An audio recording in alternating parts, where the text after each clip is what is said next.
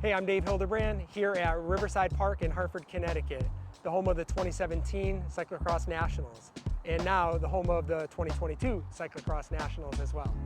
Here at Riverside Park, I'm standing with the boathouse behind me, and I've got the great opportunity, like in 2017, to give you the first course preview.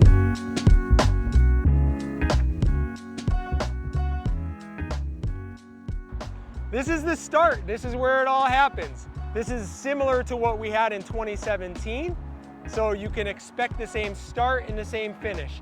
Obviously, getting a really good, strong start is going to be important before we get to the very first turn. So you're going to come straight through this section here, and you're going to go between these two large trees right here. Once you go through, if you see the green sign and the tree behind it, that's where it's going to loop around to the right, and it's going to cross the road and go over into the field. So after you come through the whole shot here, different than the last time we were in Hartford for the race, instead of having a drag race all the way down and then right into the hill, it's going to slow things down a little bit. There's going to be a turn, so you'll head down straight here, and if you see that backdrop down there, you'll do a 180 and come all the way back down here. After you come through that 180 and you head back towards the start, different than the last time it was here as well, is that now when you turn to come back towards the hill, this is where the pits will be. Pit 1 and 2, double-sided, will be between here and that big tree right there. All right, and now the most exciting part, or one of the most exciting parts, the hill. The infamous dike that everybody ran up and slid down is going to be very different this time. In the previous version, you came straight through here and then went right into the hill. You used the entire hill. For those that were here, you'll remember, you had different options. You could he's up there pushing it hard. High goes low. This will be an interesting move right now. After you leave the pit, you're going to come through here and you're going to go just to the right of this tree. It then goes left at the very bottom. You're going to go up the hill and then traverse the very top. So you'll trace the top right there, and where this container is, to my right, is where you're going to come down for the first time. Okay, after you've come down the hill for the first time, you'll come down into the field, you'll turn and you'll go back up the hill one more time, another turn, come back down the hill, and then back up one more time. So there's 3 times that you'll be going up the hill. So I'm standing up here, which is the third and final time up the hill. For all the riders, you're gonna come up here, you're gonna turn and go a short section over here, and then back down. For UCI only, they have a treat for you in store. You're gonna go across the top, do a 180, come back, do another 180, and then head out into the valley before you head into the woods. What does that mean for you? This is pretty off camber and pretty steep. You're gonna need to do some running likely to make those corners. Stay on your running game. Ride it across the top, because all of a sudden they're gonna run into a brick wall.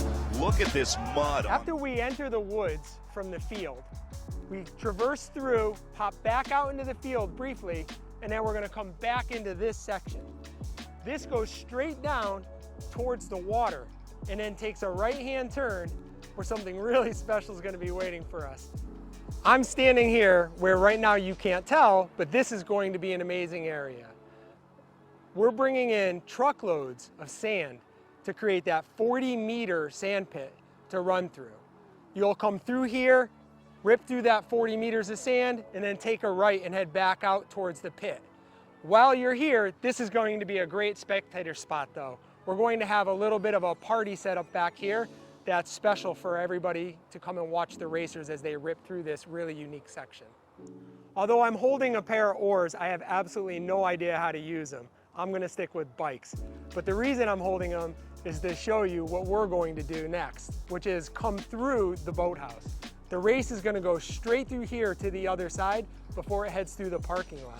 And part of the cool thing is that we're going to have spectator spots in here so people can hang out and watch the racers rip through.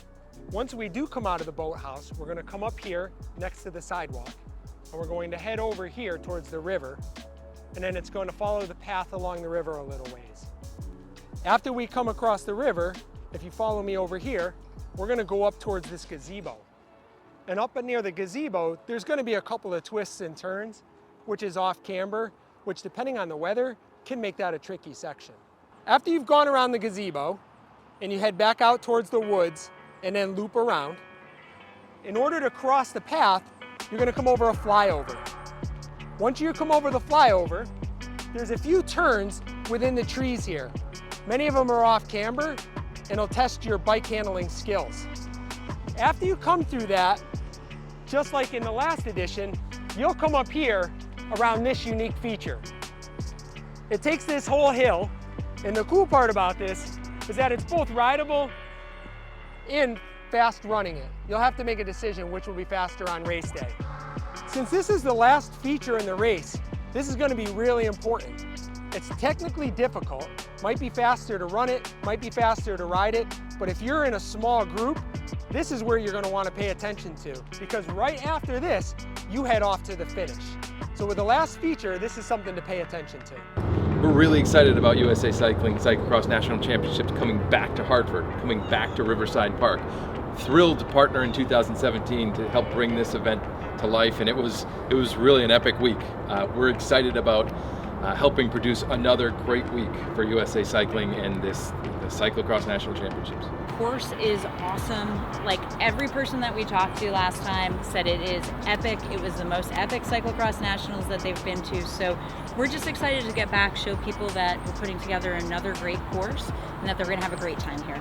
Yeah, I love what you've done with the course. As a cyclocross racer and as a spectator, as I watch my kids and my wife and others race, I think the design of the course this year is taking all the great things that you all did in 2017 and really expanding on it. And especially because it's a little bit more condensed, it keeps it very spectator friendly. So thank you for doing that. What an awesome job. It's coming back to a venue always allows us to improve upon what we did last time. I hope this preview has given you some things to think about on how to plan and prepare so that you have the best race and you can show up with the best you.